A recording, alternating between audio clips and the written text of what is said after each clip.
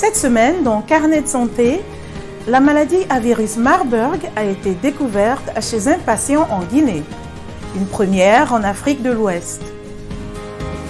Et la Côte d'Ivoire est en état d'alerte face à un cas importé d'Ebola. Ensuite, comment gérer son stress? Nous avons vos réactions à Dakar et quelques conseils. Enfin, des techniques ancestrales de soins capillaires pour cheveux afro créent le buzz. C'est dans cette édition de Carnet de santé.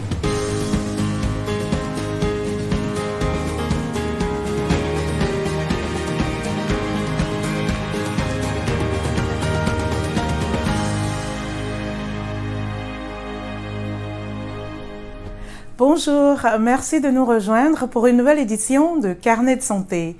L'Afrique de l'Ouest est confrontée pour la première fois à la maladie à virus Marburg. La maladie est apparue en Guinée environ 2 mois après que le pays a été déclaré exempt d'Ebola. Marburg est une fièvre hémorragique hautement contagieuse chez l'homme, similaire à Ebola. L'Organisation mondiale de la santé affirme que le taux de mortalité varie entre 24% et 88%, avec une moyenne de 50%.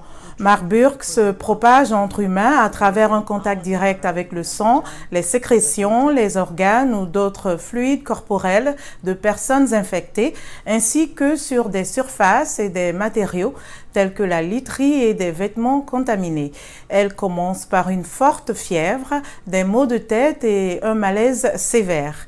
Les autres symptômes incluent des douleurs musculaires, des crampes, de la diarrhée, des nausées et des vomissements. Il n'existe pas de traitement et de vaccin homologué contre la maladie à virus Marburg. Le docteur Georges Kizerbo est le représentant de l'OMS en Guinée. Il nous en dit plus sur cette maladie et sur la situation sanitaire dans le pays. Oui, le virus, la maladie Marburg est un virus de la famille des virus des fièvres hémorragiques. Il est, je pourrais dire ainsi, cousin, en tout cas proche du virus de la maladie à virus Ebola.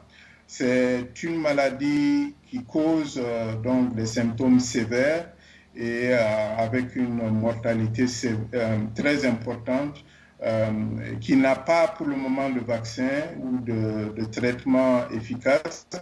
Le traitement est purement un traitement de support.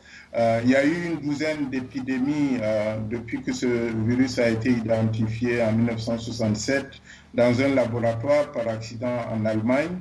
Et plusieurs épidémies ont touché l'Afrique, mais c'est la première fois que l'Afrique de l'Ouest reconnaît un cas humain et qui est pour le moment un cas isolé de maladie à virus Marburg.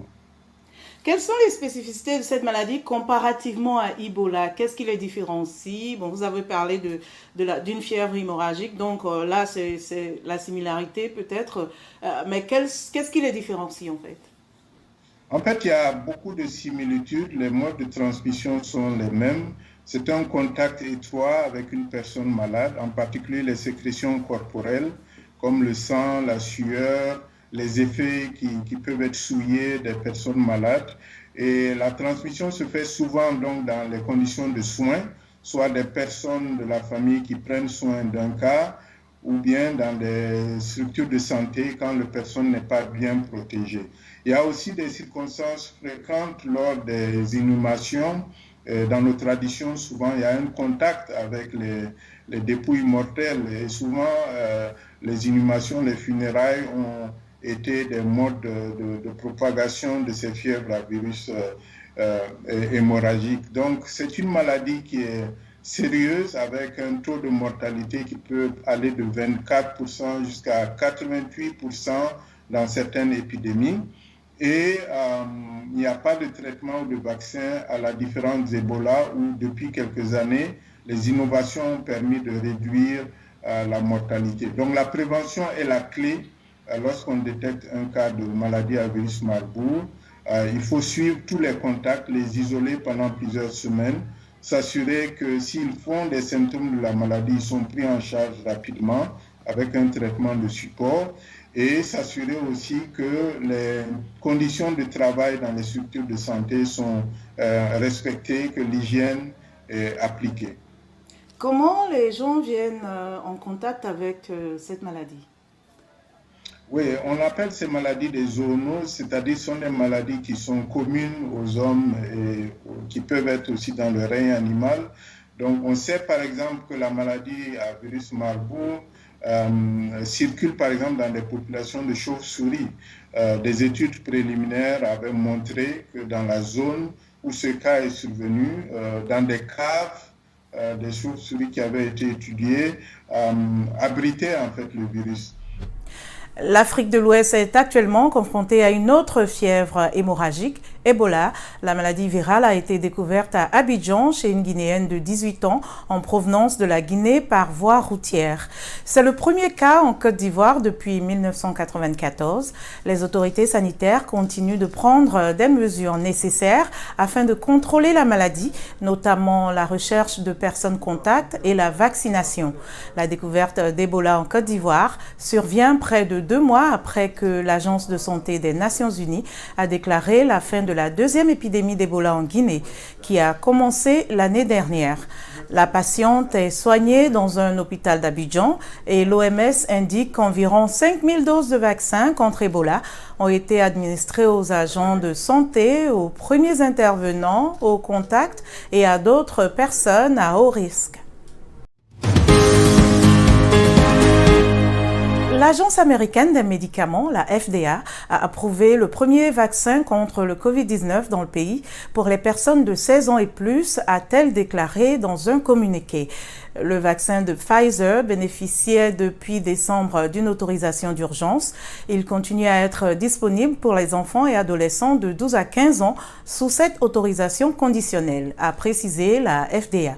L'autorisation de la FDA se fonde sur des essais cliniques comprenant environ 20 000 personnes de 16 ans et plus ayant reçu le vaccin et 20 000 ayant reçu un placebo. L'autorisation comprend un avertissement sur un risque accru de myocardite, une inflammation de muscles cardiaques après le vaccin. Ce risque est plus élevé chez les jeunes hommes dans les 7 jours suivant la deuxième injection. Selon les observateurs, cette décision pourrait permettre d'aider à convaincre certains hésitants, mais aussi pousser davantage d'institutions à imposer la vaccination. Les experts s'accordent sur un fait, le stress fait partie de la vie. Mais la façon dont nous gérons notre stress peut faire une différence dans son impact sur notre santé et notre bien-être. Nous avons demandé comment gérez-vous le stress. Suivons ces quelques réactions recueillies à Dakar, au Sénégal. Quand je suis stressée, je ne reste pas dans mon coin. J'essaie d'aviser des personnes qui peuvent me donner des conseils, expliquer ce que j'ai comme problème. Et puis ça me déstresse quoi. Sinon, le stress quand tu es stressé et puis tu restes dans ton coin, c'est pas joli à voir. Il faut partager ce qu'on a comme problème. Il y a des gens qui te trouvent la solution.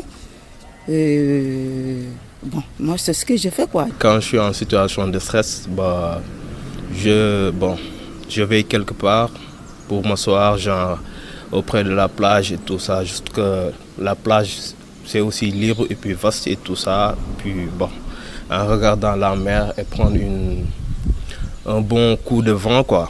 On réfléchit, on fait le point, après je retourne à mon travail ou truc du genre, ou aller me coucher du genre. Après ça passe très vite. Pour moi, combattre le stress, il n'y a pas meilleur moyen que le sport. Quand je suis stressée, je me lève, je mets ma petite tenue et je cours. En plus là, on est à côté des mamelles, donc pour moi, il n'y a pas meilleur moyen que courir, quoi. C'est le sport ou bien la musique. Essayer de m'occuper sur d'autres choses, soit lire un peu ce que je connais du Coran ou bien, comme ça, je prie le bon Dieu,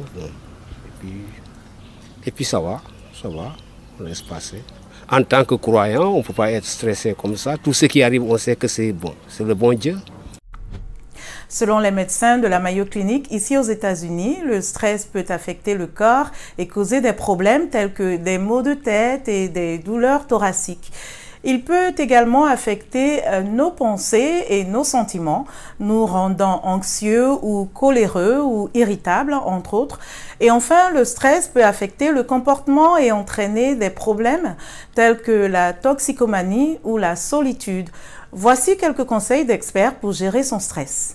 Pratiquer une activité physique régulière, passer du temps avec la famille et les amis, avoir un passe-temps, pratiquer des techniques de relaxation comme la méditation ou le yoga et toujours garder le sens de l'humour. Si vous avez des difficultés à gérer votre stress, demandez de l'aide à un expert.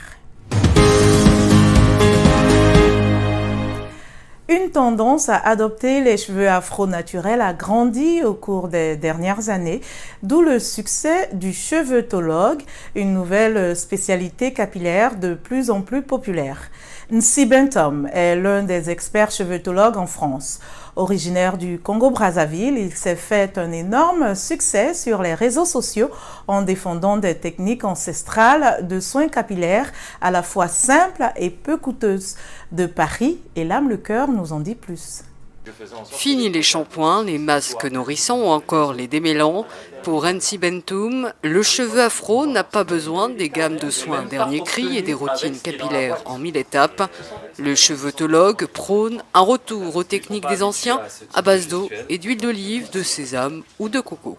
En fait, c'est toujours un peu, j'ai envie de dire, cachez-moi ces boucles que je ne saurais voir, puisque au final, une majorité de la population africaine, donc c'est-à-dire que ce soit vraiment au nord de l'Afrique, donc Maghreb, et aussi dans l'Afrique qu'on dit noire, eh bien en fait la boucle est là, en fait, dès le départ. Et même dans les populations européennes, il faut savoir que je crois que c'est un peu plus de 30% ou 40% de la population caucasienne a le cheveu bouclé en fait. Mais il y a ce diktat du cheveu lisse. Et c'est ce qui fait que, comme on a subi aussi la colonisation, donc aussi les canons de beauté, eh bien du coup on se retrouve à vouloir des cheveux lisses, alors que dans des anciens temps, on voyait que même les juges avaient des perruques avec des cheveux qui étaient justement ondulés et tout ça. Donc je ne saurais dire, mais en tout cas c'est souvent le nord qui va imposer la tendance au sud. Le cheveu continue à se nourrir. En fait. Nsibentum étudie la grande histoire africaine depuis plus de 10 ans. À travers ses voyages sur le continent, il a tenté de comprendre comment le cheveu afro se passait de défrisage et de cosmétiques avant la colonisation.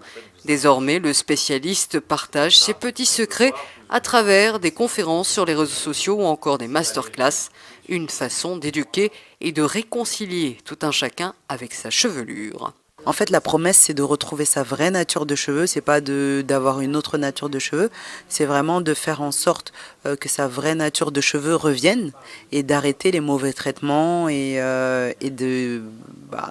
d'assécher les cheveux et de perdre en termes de qualité, de densité. C'est vraiment reprendre des bons comportements. C'est vrai que moi, déjà depuis toute petite, je faisais déjà des défrisages. Donc, contre ma volonté, on va dire, parce qu'en fait, on m'obligeait à faire des défrisages alors que j'avais même pas 10 ans. Donc ça fait partie un peu de la culture, on va dire, pour faciliter justement le coiffage. Et là, maintenant, j'ai que les cheveux naturels, mais je fais quand même des coiffures avec des tresses, où je porte des perruques, etc. Donc c'est déjà ça. Et j'aurais bien voulu vraiment avoir que mon cheveu afro. Et en fait, c'est ce qui me manque. Le fait de savoir comment gérer mon cheveu, c'est ça qui fait que je n'arrive toujours pas à avoir mes cheveux naturels. Évangéliser, convertir aux produits naturels et bannir les défrisages et lissages. L'autodidacte Nsibentum veut décoloniser le cheveu afro. Modeste, le Congolais aime rappeler qu'il n'a rien inventé, qu'il s'inspire simplement d'usages existants depuis des millénaires. Le succès est en tout cas au rendez-vous. Le cheveutologue reçoit des sollicitations d'Afrique de l'Ouest, des Caraïbes, des États-Unis, mais aussi de la diaspora africaine installée en Asie. Prochaine étape pour l'expert, créer sa propre gamme de soins naturels. Elam Lecoeur à Paris pour VOA Afrique. Certes, le cuir chevelu. Notre émission tire à sa fin. Pour plus d'informations et l'actualité sur le coronavirus, rendez-vous sur notre site web voaafrique.com.